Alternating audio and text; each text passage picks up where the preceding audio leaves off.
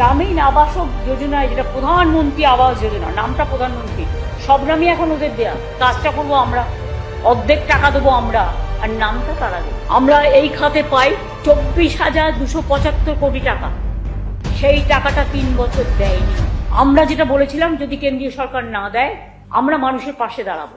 বাংলার বাড়ি টাকা যখন আমাদের, নামও আমাদের রাজ্যের নামে হবে।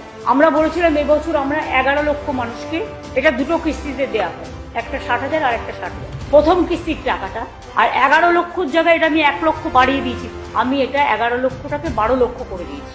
এবং আমাদের সরকার নিজেদের টাকায় এই বাড়িগুলোর টাকা দিতে শুরু করবে। 15ই ডিসেম্বর থেকে 30শে ডিসেম্বরের মধ্যে টাকাটা পেয়ে যাবেন, প্রথম কিস্তিটা। আমি জুমলা সরকার করি না যে বলবো এক করবো না। এটা মামাটি মানুষের সরকার। আমার দায়বদ্ধতা ফার্স্ট প্রায়োরিটি মানুষের কাছে।